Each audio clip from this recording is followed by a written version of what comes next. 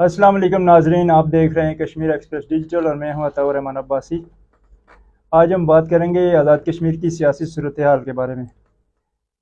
आज़ाद कश्मीर में साबिक़ वज़ीर-ए-आज़म सरदार तनवीर इलियास खान के सियासी फैसले के बाद सियासी पारा इंतहाई हाई है और पीपल पार्टी तो अपने नंबर गेम पूरे करने में मसरूफ़ है। दूसरी तरफ नून लीग ने भी अपना सियासी सरगर्मियों का आगाज़ कर दिया है। आज हम बात करेंगे आज़ाद कश्मीर की सियासी सूरत हाल के बारे में। इस वक्त हमारे साथ मौजूद हैं सरदार जाहिद तबस्सुम। इनसे हम पूछेंगे कि आज़ाद कश्मीर में का मुस्तकबिल क्या होगा, क्या इन हाउस तब्दीली होने जा रही है या फिर कबल अज़ वक्त इंतखाबात होने जा रहे हैं। इस बारे में हम इनसे तफसीली बात करेंगे और मुख्तलिफ मौज़ूआत पे भी बात करेंगे। तो सबसे पहले सरदार जाहिद साहब, अस्सलाम वालेकुम। डायरेक्ट क्वेश्चन की तरफ आते हैं। आज़ाद कश्मीर की मौजूदा सियासी सूरत हाल जो इस वक्त है, इसके ऊपर आपकी क्या राय है, आप क्या कहते हैं? बहुत शुक्रिया अता साहब। इस वक्त सरदार तनवीर इलियास साहब के पाकिस्तान पीपल्स पार्टी में आने के बाद, इनकी शमूलियत के बाद जो आज़ाद कश्मीर का सियासी दर्जा हरारत है वो बहुत पीक पर पहुंच चुका है।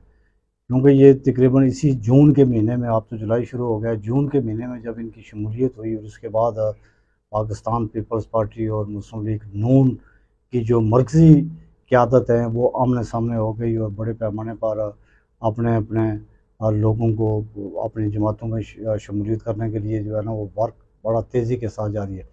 अभी जो सूरत हाल बनी है कि पाकिस्तान पीपल्स पार्टी के सरदार तनवीर इलियास साहब की शमूलियत के बाद अली शान सोनी, अहमद सगीर और गुज़श्ता रोज़ आपने ये देखा है कि जावेद भट्ट जो वज़ीर हुकूमत हैं और रफ़ीक नैयर जो PTI से जिनका तल्लुक़ था, उन्होंने भी शमूलियत इख्तियार की।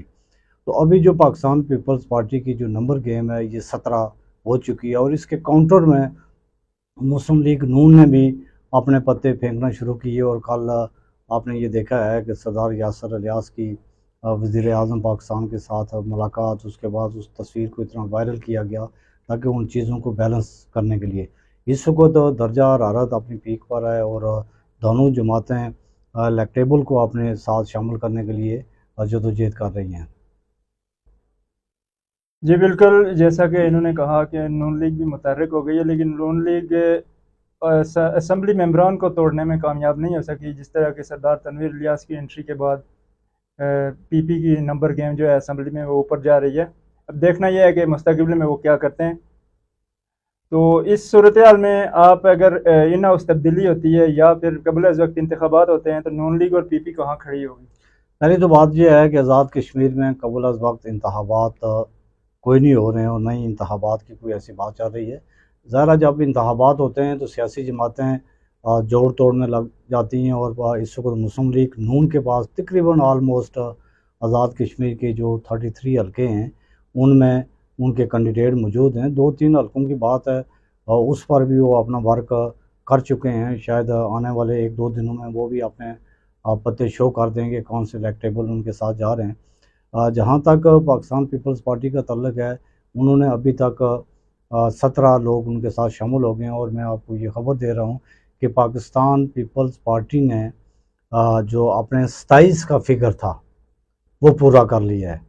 इनके मेंबरान असम्बली 17 इनके पास हो गए हैं और कोई इलेक्टेबल जो है ना जिनकी गुज़श्ता दिनों आज भी और गुज़श्ता रोज़ भी चौधरी मोहम्मद रियाज साहब से मुलाकात हुई है, फ़ाइनल हो चुके हैं और आने वाले 1-2 दिनों में मज़ीद इलेक्टेबल इनके साथ कराची रवाना होंगे और वह पाकिस्तान पीपल्स पार्टी में शमूलियत इख्तियार करेंगे। सवाल ये पैदा होता है कि वज़ीर-ए-आज़म आज़ाद कश्मीर चौधरी अनवार उल हक साहब रोज़ अव्वल से ये कह रहे हैं कि जिस दिन 27 मेंबरान कोई भी पार्टी पूरी कर जाती है तो उस दिन मुझे मेरे खिलाफ अदम एतमाद लाने की भी ज़रूरत नहीं है, मैं सीधा घर चला जाऊँगा।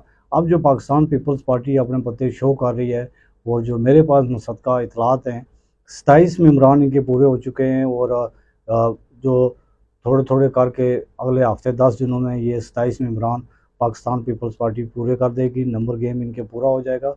उसके बाद देखना है कि वज़ीर-ए-आज़म आज़ाद कश्मीर चौधरी अनवार उल हक अपना जो उन्होंने वादा किया हुआ था कि जो भी पार्टी 27 मेंबरान लेकर आएगी तो मैं रिज़ाइन करके इक़्तिदार छोड़ के घर चला जाऊँगा, अब सबकी नज़रें उस पर लगी हुई हैं।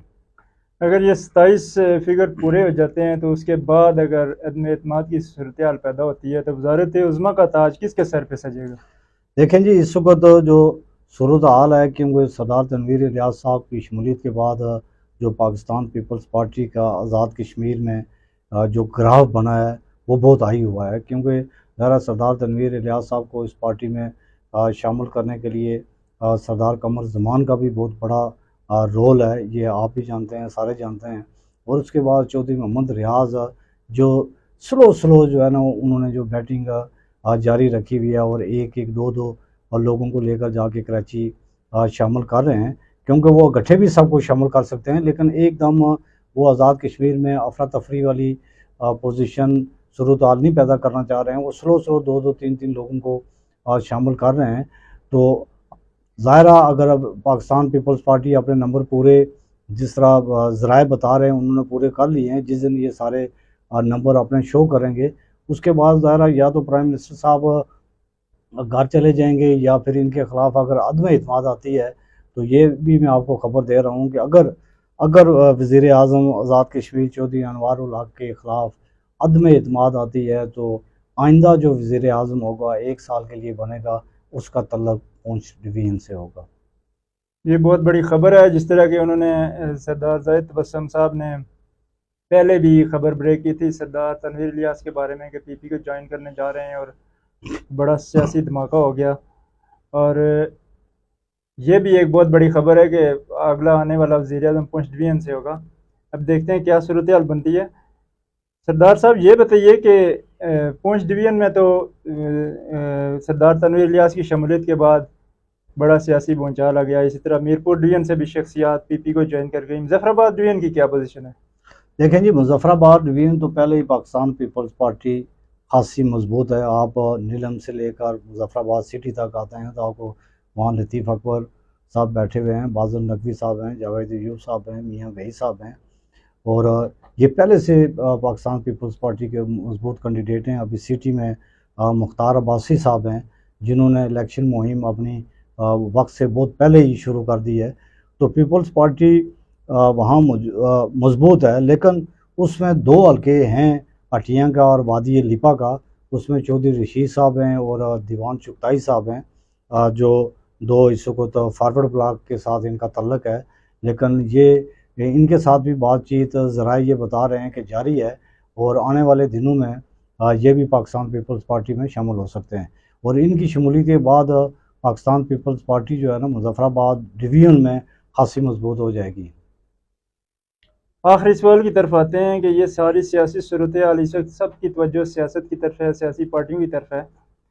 जो अवामी हकूक़ की तहरीक थी, एक्शन कमेटीज़, उनकी क्या एक्टिविटीज़ हैं आजकल, इस बारे में भी ब्रीफ कीजिए प्लीज़। देखिए जी, जहाँ तक एक्शन कमेटी का तल्लक है, उन्होंने ये 2 दिन पहले 28 तारीख की डेडलाइन दी थी कि मुजफ्फराबाद में बहुत ज़्यादा लोड शेडिंग हो रही थी और उसमें उन्होंने डेडलाइन दी थी कि ये लोड शेडिंग ख़त्म की जाए। जिसकी वजह से मेरी जो इतलात हैं कि मुजफ्फराबाद में इन 1-2 दिनों में 1 मिनट के लिए भी बताया जा रहा है कि बिजली नहीं गई है। इसका मतलब ये है कि आज़ाद कश्मीर में फ़िलहाल जो है ना, एक्शन कमेटीज़ का वजूद मौजूद है और उनकी जो लोग भी मुख्तलिफ़ इश्यूज़ के ऊपर उनके साथ लगे हुए हैं। क्योंकि अभी जो आज़ाद कश्मीर में सियासी माहौल बन गया है, सियासी जोड़ तोड़ शुरू हो गया। आपने ये देखा है कि मुस्लिम लीग नून के जो है ना, वो सदर शाह गुलाम कादर साहब और साबिक़ वज़ीर आज़म राजा फ़ारूक हैदर साहब की भी बड़ी इस्लामाबाद में बड़ी अहम मीटिंग्स हो रही हैं और बहुत सारे लोगों के साथ वो भी मुलाकातें कर रहे हैं। शाह गुलाम कादर साहब की राना सनाउल्लाह और वज़ीर अमूर कश्मीर के हमरा भी मुलाकातें जारी हैं। और ये वक्त से पहले, क्योंकि इस वक्त मैं आपको बता दूं कि मुस्लिम लीग नून कतई नहीं ये चाह रही है कि आज़ाद कश्मीर में अदम एतमाद लाया जाए। वो चाह रहे हैं कि जो मौजूदा वज़ीर आज़म हैं चौधरी अनवार उल हक साहब, यही कंटिन्यू करें। लेकिन पाकिस्तान पीपल्स पार्टी की ये कोशिश है कि नंबर अब अपने पूरे किए जाएँ और नंबर पूरे करने के बाद आज़ाद कश्मीर में इक़्तिदार जो है हासिल किया जाए, ताकि आगे 1 साल इक़्तिदार लेने के बाद जो नेक्स्ट 2026 के इंतखाबात हों, उसमें पाकिस्तान पीपल्स पार्टी मजबूत पोजीशन में आ सके। ये अभी सियासी जोड़ तोड़ जारी है। एक्शन कमेटीज़ अपने फार्मूले पर काम कर रहे हैं और पाकिस्तान पीपल्स पार्टी, मुस्लिम लीग नून अपने अपने फार्मूलों पर काम कर रहे हैं।